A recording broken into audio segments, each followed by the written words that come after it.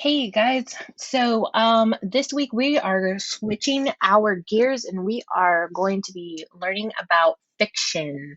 Fiction is probably one of my favorite concepts of language arts, and we're going to be using this to kind of talk about scary stories. We're going to start with, of course, we have to start with the boring stuff like notes and stuff like that.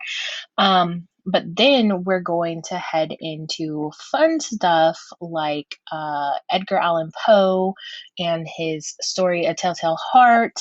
We're going to be talking about the monkey's paw. You guys are actually going to be able to write a scary story yourself. So it's going to be pretty fun. But of course, there is stuff that we have to kind of talk about. With that being said, you guys are going to open your assignment that says plot notes. Okay. And included in your plot notes, you're going to see this slideshow as well as a place for you to take notes. Now, I will be grading these notes, so make sure you take them. Now, luckily for you, I already included our topic and objective, which is basically plot notes. I'm also going to add fiction. Okay, so we're going to be talking about fiction here. Your essential question is pretty simple. How does conflict impact the character's plot and theme of a reading? Okay, so make sure you include your name here, your class period, and the date. Okay. So for those of you that haven't taken Cornell notes, basically what you do is you take your notes here. Okay, so I've already kind of started the notes for you. And so you will be going through these notes. I kind of included some stuff for you already. Here, you'll basically just put the answers. So I'm going to just put this in here just so you guys already know. It's the beginning of a story. It includes characters and setting. It's literally that easy. Okay, and then I want you guys to add some stuff because the slides have more. So like talk about what the exposition actually is. Okay, so you'll be following along with this and I'm gonna go ahead and get started. So on your own, you're gonna go ahead and watch this video. This video is kind of fun. It's a minute and it talks about suspense because remember, I said we are starting with our horror unit, which includes scary stories. Okay, so this is what a plot mountain looks like. If you look, we have an exposition, which is the beginning of a story. It gives us background information. And then we have the rising action, we have climax, we have falling action, and then we have resolution. So the question is, what is the plot? So what I'm going to put right here, what is the plot? I'm going to actually add the question for you. So plot definition will go here. Your question, your first question that you should be asking is why does it keep going up? I don't know what's going on with my computer. What is plot? Okay, so let's unbold that. I want to change this to a different color because I want it to pop. I want it to really stand out. So I'm going to change it to that color. What is plot? Okay, so you just write the definition, which the definition right here is a sequence of important events. Okay, you'll also see that there's a turning point, there's a conflict, there's a bunch of different stuff. So that takes us to our essential question. And if you guys need to, you can open this. I'm gonna actually add the link for us. So let me go ahead and do that now. All right, so if you go ahead and click on this link, it will take us to the ones that I started for you guys. So how does conflict impact the character's plot and theme of a reading? So here I have an empty plot diagram for you guys. So just a heads up, you will have a test in the future that you have to label this. You will also have an assignment on Thursday and Friday about a plot diagram that you will be creating on your own.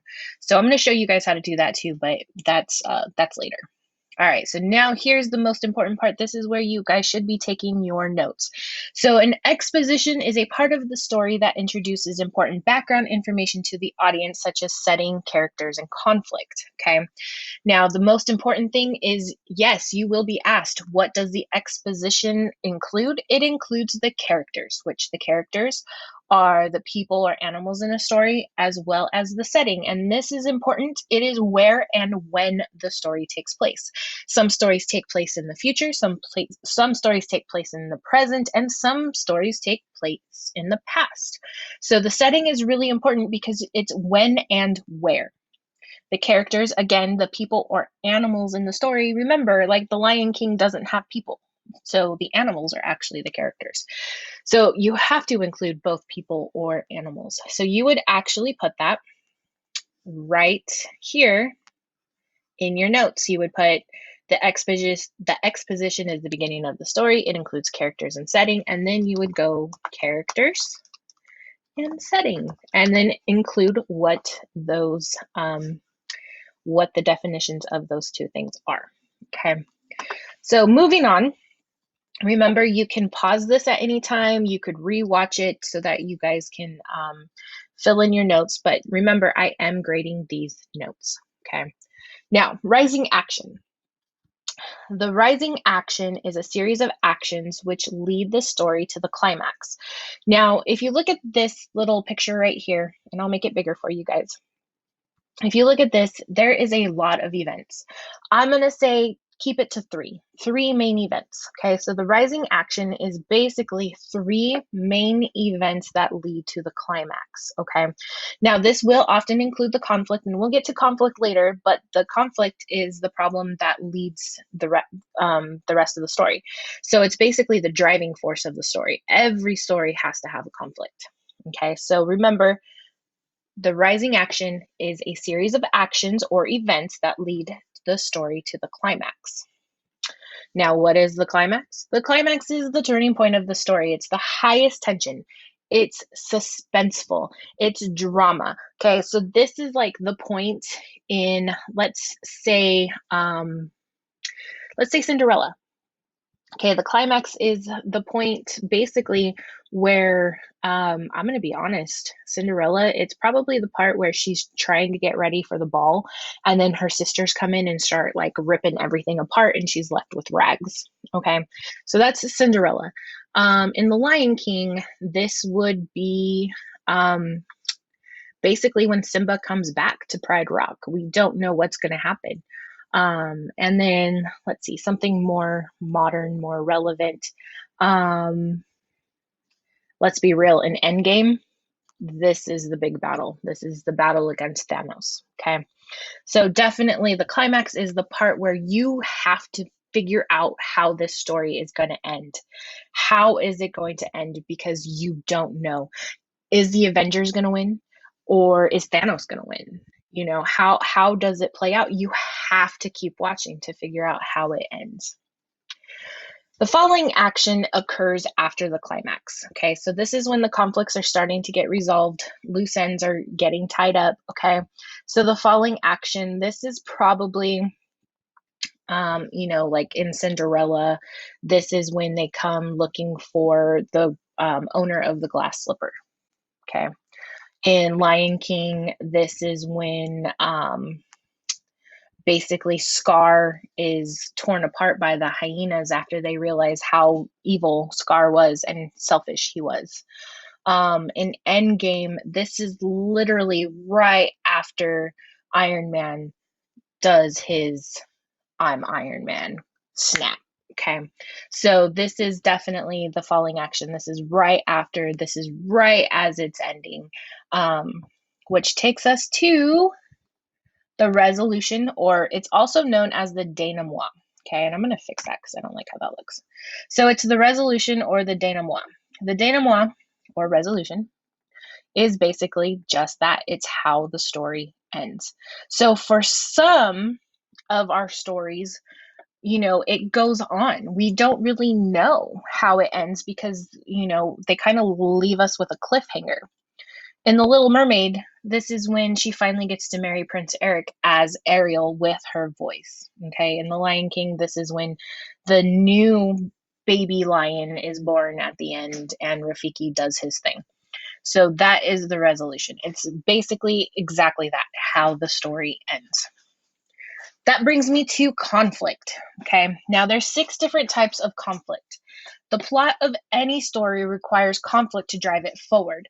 So whenever a protagonist, or like the main character of the story, struggles against a force beyond his or her control, conflict arises, adding complexity and interest to the story. So it's any problem that needs to be solved. And there's 6 different types of conflict. The first one is man versus man.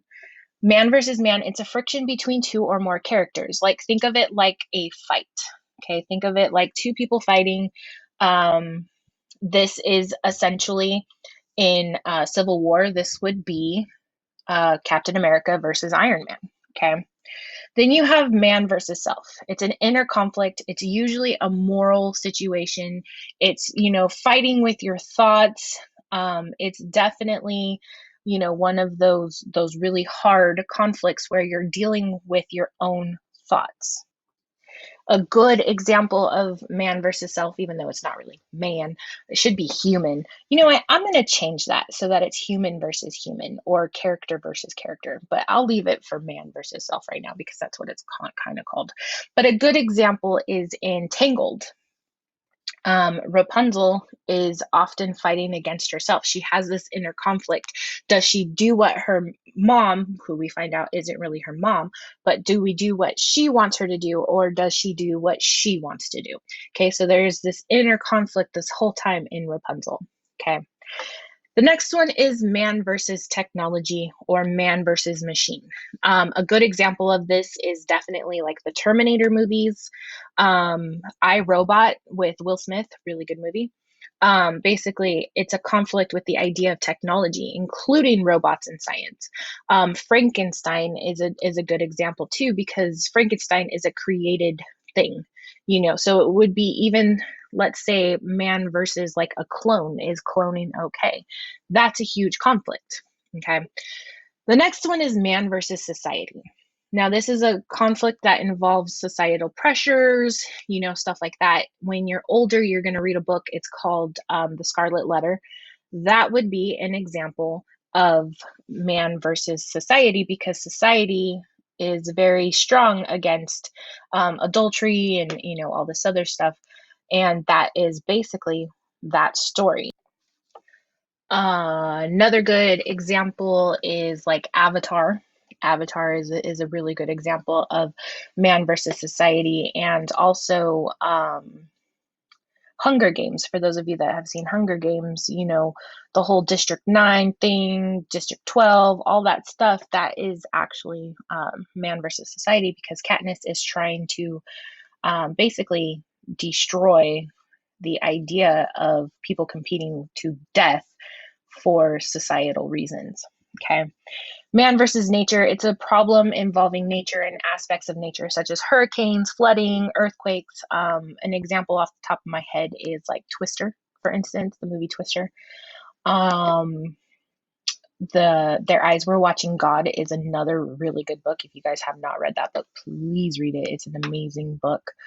All of these have to do with man versus nature. Anytime there's like a hurricane or a major storm, something that nature does to kind of cause conflict, that would be man versus nature. The last one is man versus religion, or the supernatural. And this is basically a problem that exists with outside forces, such as religious principles, a conflict with God, extraterrestrial, like aliens, or anything that has to do with ghosts, because that's all considered kind of supernatural. So some examples of that would be like the Da Vinci Code. I'm trying to think of something that you guys have probably watched. Signs is a good example, stuff like that. So conflict always has to happen in a story. Otherwise, we're not going to read the story. We're not going to watch the movie. So conflict is super duper important. Okay. So this is just kind of like a cheat sheet of kind of what it looks like. If you look man versus man, an example is Hamilton. Man versus nature, Jurassic Park. Okay, that one's really good. Hamlet is man versus self. Man versus society would be the Hunger Games, like I said. Man versus machine or technology, that would be the Matrix.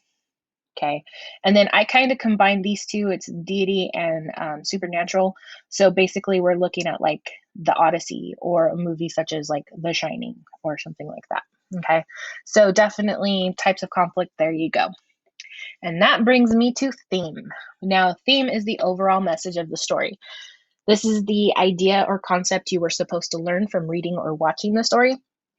It's often referred to as the moral of the story. Okay, so it's usually never stated, it's something that you kind of have to guess.